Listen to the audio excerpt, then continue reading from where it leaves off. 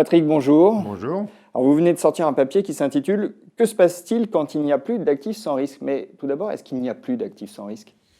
Oui, alors il faut rappeler que dans la théorie la plus traditionnelle de la finance, quand on regarde l'allocation de portefeuille d'un investisseur, d'un épargnant, on distingue en général l'actif sans risque et l'actif risqué. Et puis, on a, vous savez, la frontière efficiente, enfin tous les trucs qu'on apprend dans les bonnes écoles, où on répartit le portefeuille sur les différentes sortes d'actifs, mais avec un actif sans risque. Alors, ça se complique énormément quand il n'y a plus d'actifs sans risque. On y reviendra tout à l'heure, et on n'a que des actifs risqués, parce qu'on n'a plus de référence sur qu'est-ce que c'est que le rendement d'un actif sans risque, qu'est-ce que c'est qu'une prime de risque, etc. On ne sait plus faire ça. Alors, est-ce que les actifs sans risque ont disparu? L'actif sans risque traditionnel sont les dettes publiques. De pas tous les pays d'ailleurs, enfin disons des pays qui inspirent relativement confiance, les États-Unis, le Canada, les pays du cœur de la zone euro, le Japon. Alors est-ce que les dettes publiques de ces pays restent des actifs sans risque? Alors aujourd'hui, évidemment, tout le monde fait semblant que oui. Les taux d'intérêt sur ces dettes sont extrêmement bas. Alors bien entendu, il y a un effet des banques centrales, mais même sans les banques centrales, on aurait des taux d'intérêt très bas sur ces dettes, ce qui ne serait pas le cas sur les dettes des pays considérés comme plus risqués, comme l'Espagne, l'Italie, le Portugal, par exemple, en Europe. Mais est-ce que ces dettes publiques sont vraiment encore des actifs sans risque? Alors, la théorie économique est très claire. Qu'est-ce qui fait qu'une dette publique est un actif sans risque? Il y a deux choses. Un, l'État peut monter les impôts pour rester solvable. Et là, on voit bien que, pas aux États-Unis, où on pourrait monter les impôts, mais dans les pays européens, par exemple, on n'a plus cette possibilité. Les taux d'imposition sont considérés comme étant tout à fait insupportables par les populations un peu partout. Et la tendance, c'est plutôt de baisser les taux d'imposition. Et puis deux, bien sûr, c'est l'État. Dans cette théorie traditionnelle, on ne distingue pas l'État et les banques centrales. L'État peut monétiser sa dette publique. Donc si elle ne peut plus, si l'État n'a plus la capacité à placer des obligations, C'est la Banque centrale. Alors dans le modèle traditionnel, l'État et la Banque centrale, c'est la même chose, qui est d'ailleurs raisonnable, puisque les banques centrales appartiennent aux États. L'État rachète sa dette et paye en créant de la monnaie. C'est le seigneuriage qui existe quand même depuis l'origine des temps. Et donc, si l'État a la capacité à chaque instant à détruire sa dette et à la remplacer par de la monnaie, il n'a jamais de problème de solvabilité avec sa dette. Il peut la monétiser. Alors, donc, évidemment, la conclusion de votre première question, c'est pour l'instant, aujourd'hui, les dettes publiques sont toujours des dettes sans risque, puisque les banques centrales et les États monétisent ces dettes de manière à ce que les États restent solvables. Mais la question, c'est le futur. C'est-à-dire, est-ce que dans le futur, les banques centrales continueront à assurer la solvabilité des États? Alors, vous savez, c'est ce que la théorie économique appelle la dominance fiscale, sur une situation où la politique monétaire est, jusqu'à la fin des temps, assujettie au maintien de la solvabilité des États. Alors, est-ce que nous sommes en dominance fiscale? Ou est-ce que dans quelques années, les banques centrales vont reprendre leur liberté et vont sortir de cette politique? Je ne sais pas. Aujourd'hui, la solvabilité des États est assurée par les banques centrales. Je ne sais pas si ceci est une caractéristique permanente ou seulement une caractéristique transitoire. Mais à court et moyen terme, on ne voit pas comment on pourrait échapper à cette situation. Oui, mais est-ce que vous croyez quand même que les banques centrales vont acheter la totalité des émissions des États jusqu'à la fin des temps, au risque de faire exploser les prix des actifs, en ruinant les épargnants? Puisque rappelez-vous qu'aujourd'hui, on épargne pour obtenir des intérêts négatifs sur son épargne, donc en détruisant les retraites futures, en poussant les États de jamais corriger leur politique budgétaire. La pression aujourd'hui des États sur les États, par les opinions, par les syndicats, par un certain nombre d'économistes en disant les taux d'intérêt sont négatifs, allez-y, c'est quoi ce truc? Dépensez plus. Et dépensez plus sur des dépenses qui seront irréversibles. Prenez un exemple en France, la nouvelle branche de la sécurité sociale sur l'autonomie. Si vous décidez de ne pas lui allouer de ressources et donc de la financer par de la dette, c'est de la dette irréversible. Vous ne pourrez pas arrêter cette dépense.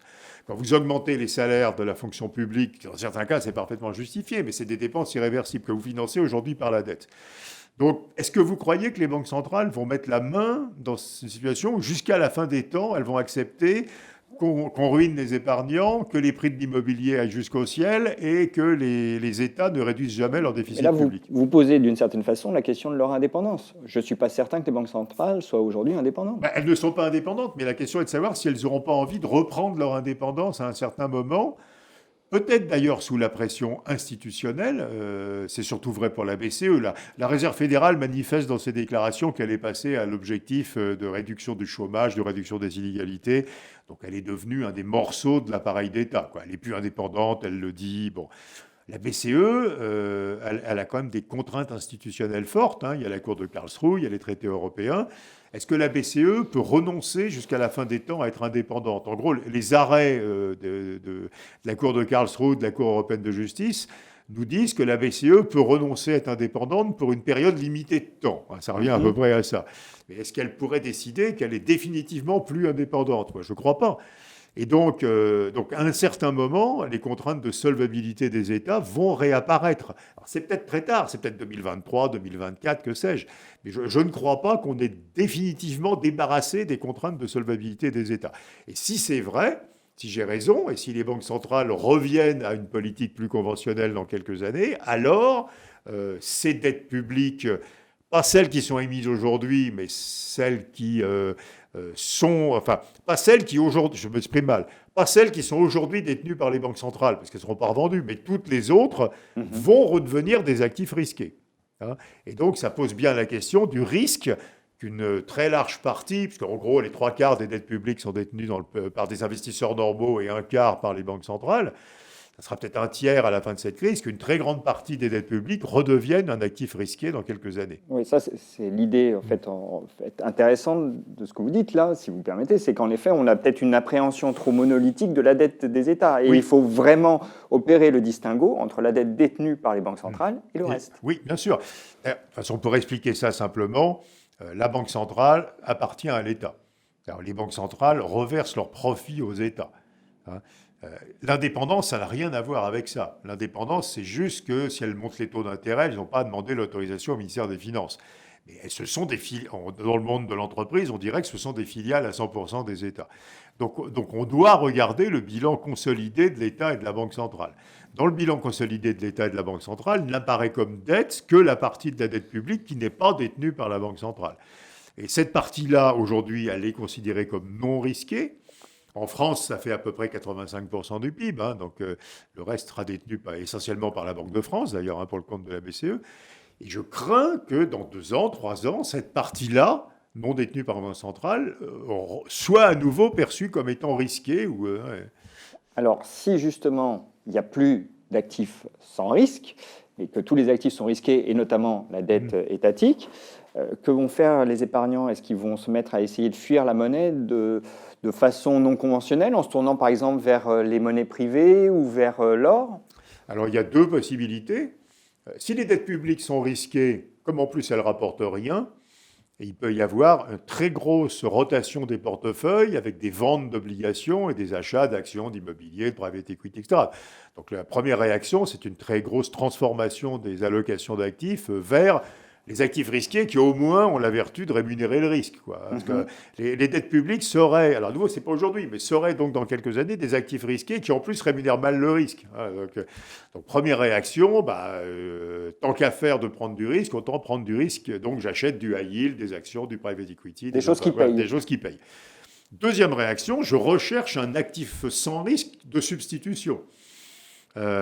Alors, les banques centrales sont en train de réfléchir, par exemple, à des crypto-monnaies publiques.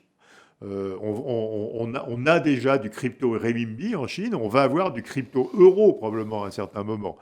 Est-ce que le crypto-euro ne va pas être considéré comme une monnaie? C'est une dette qui est au bilan de la Banque centrale. Alors, est-ce que le crypto-euro est non risqué? Enfin, on a du mal à voir comment la crédibilité de l'émetteur ne serait pas sujette à caution, là encore. Oui, c'est pas la même chose. Puisque c'est le même émetteur que celui de Non, pas vraiment. Parce que la monnaie, on n'a jamais demandé à la monnaie d'avoir une contrepartie. La dette publique, on lui demande d'avoir une contrepartie, qui est normalement de financer des dépenses publiques utiles. La monnaie, c'est une question de confiance, mais qui est très qualitative, hein. Il n'y a pas de règle de solvabilité. Donc, première possibilité, c'est que finalement, ces crypto-monnaies publiques seront un succès. Et il y a une deuxième possibilité que vous mentionnez, c'est que la défiance s'étend à tout ce qui est public, et donc on recherche des monnaies privées.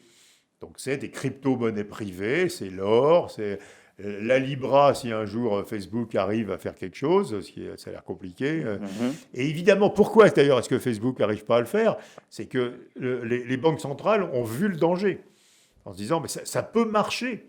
Il peut y avoir une fuite devant les monnaies publiques avec des gens qui se rueraient sur des substituts privés qui ne servent pas au financement des États. Puisque la monnaie publique, bien sûr, elle finance aussi l'État. Hein. Et donc, du coup, tous les bâtons dans les roues que vont mettre les banques centrales et les États au développement de monnaie privée, hein, parce qu'ils voient arriver une concurrence extrêmement dangereuse en réalité. Hein.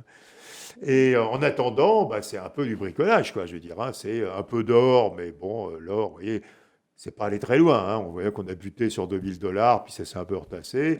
Le Bitcoin, c'est pas très rassurant non plus, parce que le processus d'offre est assez stupide. Hein. Il y a une offre constante, donc de toute façon, c'est beaucoup trop petit par rapport aux besoins. Bon, si vous êtes argentin, il n'y a pas de problème. Votre refuge, c'est le dollar. Mais si vous êtes américain et que vous voulez vous débarrasser du dollar, c'est beaucoup plus compliqué, quoi. Hein. Donc, dans les pays émergents, ce processus, c'est un processus de retour vers les grandes monnaies de l'OCDE. Dans les pays de l'OCDE, s'il met à avoir une défiance vis-à-vis des monnaies publiques, là, on ne sait pas trop. Le seul actif sans risque, à nouveau, ce serait des substituts de monnaie privés. Hein. Et quand on n'a pas d'actifs sans risque, eh bien, on se retourne vers les actifs tangibles, et donc Oui. l'immobilier. Oui, mais on en parle. Ça, c'est la réaction 1. C'est l'immobilier, les infrastructures, le private equity, etc. C'est la réaction 1. C'est d'acheter des actifs tangibles en disant. Non, mais plutôt que d'avoir un stock de monnaie, autant le placer finalement. Oui, mais les deux. C'est-à-dire que si vous supposez que les dettes publiques sont maintenant perçues comme un actif risqué, vous aurez au début les deux évolutions. C'est-à-dire que d'une part, ce qu'on a vu au Japon, hein, les gens vont détenir beaucoup de cash en disant finalement. Tant qu'à faire que ça rapporte zéro, c'est moins dangereux d'avoir de la monnaie, quoi. La monnaie, ça a de la valeur tant que tant que vos concitoyens l'acceptent. Ça pas grand. La dette, ça a de la valeur tant que l'État est solvable. Donc c'est pas la même condition. Et puis à l'autre bout, donc en fait, on vend ses obligations et on détient d'une part plus de cash et d'autre part plus d'actifs plus risqués. C'est-à-dire ce qu'on voit dans les portefeuilles aujourd'hui, hein, le cash et les actifs plus risqués. Ça, c'est l'étape 1. L'étape 2, c'est une perte de confiance qui inclut les monnaies publiques. Et là, ça devient beaucoup plus compliqué, parce qu'il faut se débarrasser des monnaies publiques et acheter des actifs liquides privés. Hein. Donc, des actions, entre autres. Oui, mais ça, c'est risqué. C'est des actifs liquides sans risque privé. Alors, c'est peut-être la dette des grands corporate investment grade sans leverage, quoi. Je vais acheter à la place de l'euro ou à la place des OAT qui me font peur, je vais acheter Nestlé. Voilà. Ça peut être effectivement.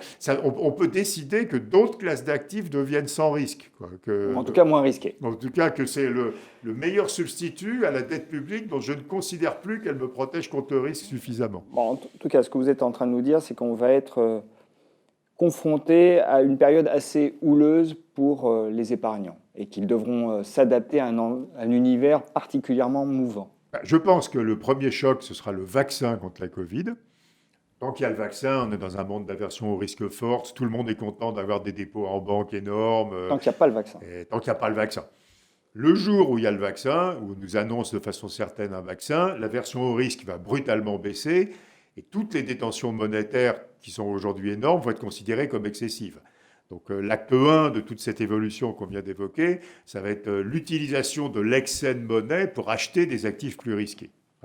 Et peut-être, et là, la question des dettes publiques qu'on a évoquées se posera aussi. Et je pense que les gens n'achèteront pas des dettes publiques. Ils vont acheter des actions aujourd'hui qui font peur, ils vont acheter de l'immobilier, ils vont acheter du private equity, ils vont acheter des fonds d'infrastructure, enfin voilà. Et ce sera l'acte 1 et il est lié à la disparition de l'énorme aversion au risque que nous avons encore aujourd'hui. Bon, bah écoutez, on vous retrouvera très prochainement pour commenter tout ça. Patrick, merci. Merci Vincent.